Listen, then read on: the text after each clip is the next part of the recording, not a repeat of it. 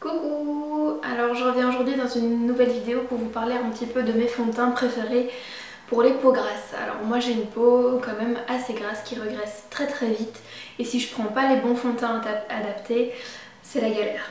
Vraiment, je peux rebriller facilement en plein, il est midi que je rebrille déjà, alors généralement je me maquille vers 7 h. Donc voilà, vous allez dire je brille après 5 h, oui mais... Voilà, moi je préfère éviter ça le moins possible, surtout que je suis pas du genre à faire une retouche sur la journée, c'est pas mon genre, j'ai pas vraiment le temps, j'ai pas l'occasion de faire cette retouche. Et donc c'est pour ça que j'essaye très fréquemment de nouveaux fonds de teint parce que je cherche un peu mes petites pépites. Mais dans ceux que j'ai déjà testés, j'ai quand même déjà pas mal quelques favoris à vous présenter.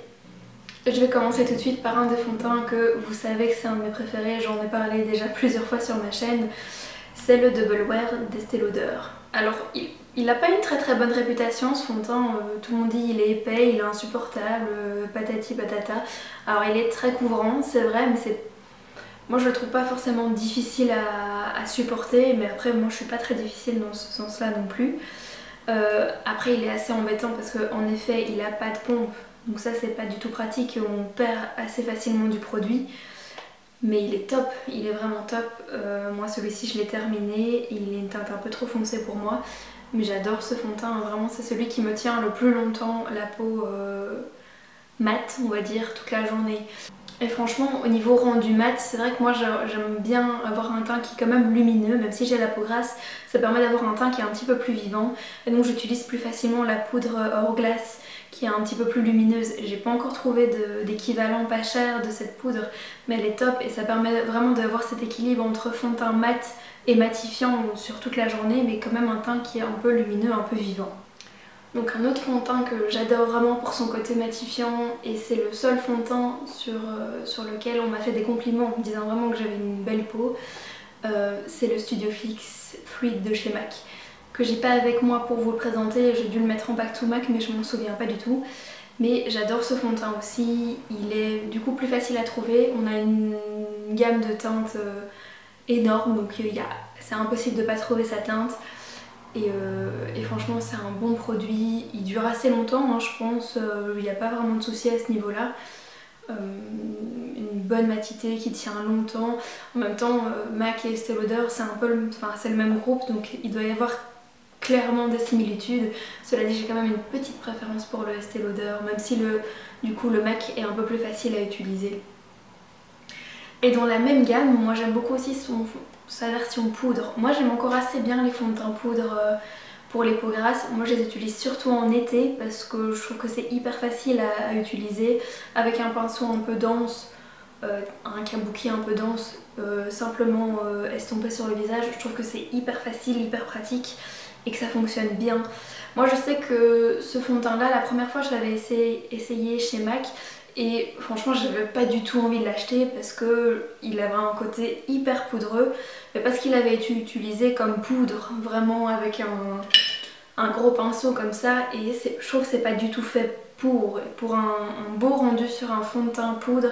Il faut un petit pinceau kabuki. Moi notamment j'aime beaucoup le 102 de chez Zoeva, c'est celui que j'utilise, qui est vraiment un kabuki assez ferme, assez dense. Il l'appelle le Silk Finish, je le trouve vraiment parfait pour travailler les poudres, et pourtant, pour les fonds de teint poudre, je trouve qu'il faut un peu les travailler dans la peau et il faut une bonne base aussi qui humidifie un petit peu la peau pour que ça donne bien. Mais en tout cas, les deux ensemble sont super.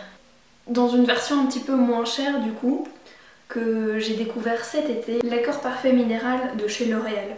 J'en avais jamais entendu parler, je l'ai un peu acheté par hasard, je sais pas pourquoi, il m'avait intéressée. Il y avait une gamme de teintes qui allait me correspondre, donc c'est pour ça que je l'ai pris et franchement je le trouve hyper sympa. Vous avez un petit panier, un petit tamis dans le fond pour éviter d'en avoir partout. Le couvercle est recouvert, donc hyper facile à utiliser parce que moi je suis pas très poudre libre. Et franchement j'utilise avec le même pinceau qui rentre parfaitement dans le trou et il est top aussi.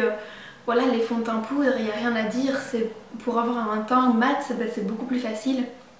Mais pareil, moi j'utilise plutôt en été parce que c'est un côté un peu asséchant, et en hiver le rendu est moins sympa, ça il faut se le dire. Et là maintenant je vais vous parler d'un de mes gros favoris à tout petit prix. Vraiment ce fond de teint il est pas cher et il est incroyable.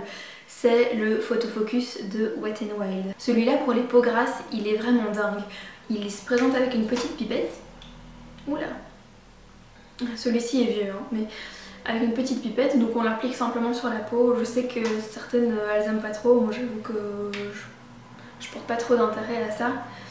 Et il est top, il est vraiment top. Moi je l'avais acheté, enfin ceux que j'ai acheté, je les ai achetés aux États-Unis, au Canada. Mais je sais qu'il est dispo sur Coin Make-up, je crois, je mettrai un lien en bas. Franchement il est pas cher, il y a quand même plusieurs teintes différentes. On a un côté plutôt jaune, plutôt rose, donc ça c'est cool pour trouver sa teinte. Moi j'aime bien les fonds de teint qui sont un petit peu jaunes justement pour un peu cacher tout ce qui est rougeur. Et j'adore ce fond de teint. Alors la contenance c'est 30 ml mais je trouve qu'il se termine relativement vite. Notamment parce qu'avec ce système de pipette, bah, je pense qu'on perd beaucoup dans le flacon. Mais c'est vraiment un très très chouette fond de teint pour les peaux grasses. Et à mon avis une peau mixte et même une peau normale le supporterait. Et pourquoi pas une peau sèche, parce que c'est pas du tout un fond de teint asséchant, c'est juste un fond de teint qui tient bien, qui est hyper léger à porter justement pour celles qui n'aiment pas avoir ce côté lourd sur le teint. Il est bien couvrant aussi, franchement ça c'est au niveau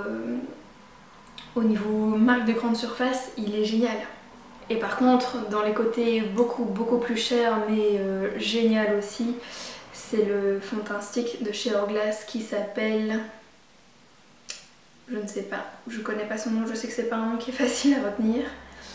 Mais ça c'est au niveau fond de teint stick, bon j'en ai pas utilisé, j'en ai pas essayé beaucoup, j'ai utilisé celui-ci, celui de chez Anastasia qui est insupportable. Celui-ci il est hyper crémeux. Alors bon évidemment maintenant qu'il commence à faire un peu plus froid, s'il fait un peu froid chez vous, il sera un petit peu moins crémeux, c'est normal, il refroidit avec la température. Ce fond de teint me dure hyper longtemps. Alors bon, moi j'alterne évidemment beaucoup mes fonds de teint, mais celui-ci je l'ai acheté, ça fait plus d'1 an et demi, il est toujours là, il n'a pas changé d'une goutte, il est top. Franchement j'adore ce fond de teint, notamment pour voyager, il est hyper facile parce que du coup si vous voyagez juste avec un bagage de cabine, bah, ça compte pas comme liquide. Et en plus par exemple moi je l'ai utilisé au Canada, parce que comme on sait plutôt road trip, je me maquille parfois dans la voiture pour gagner du temps le matin.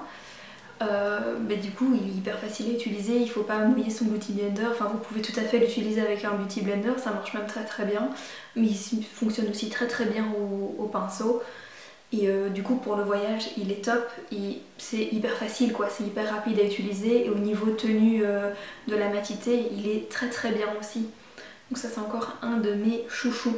Et dernier fond de teint que j'ai envie de vous présenter, c'est un fond de teint que j'aime plus. Et là dernièrement du coup je l'aime beaucoup mais par contre il est terminé.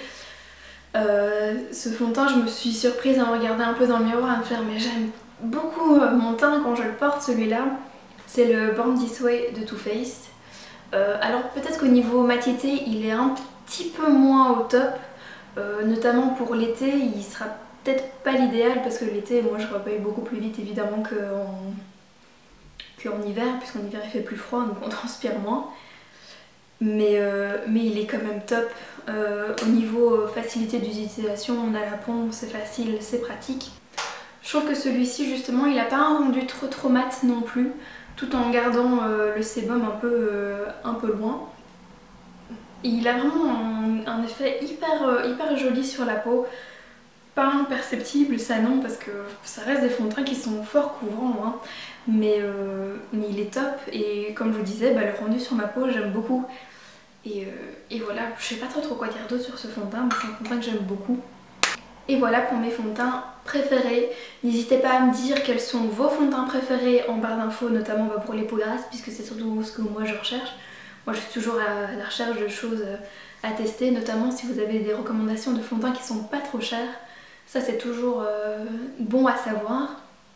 Et si vous avez aimé cette vidéo, n'hésitez pas à mettre un petit pouce et à vous abonner pour continuer à suivre les prochaines vidéos. Voilà, je vous dis à bientôt, bye!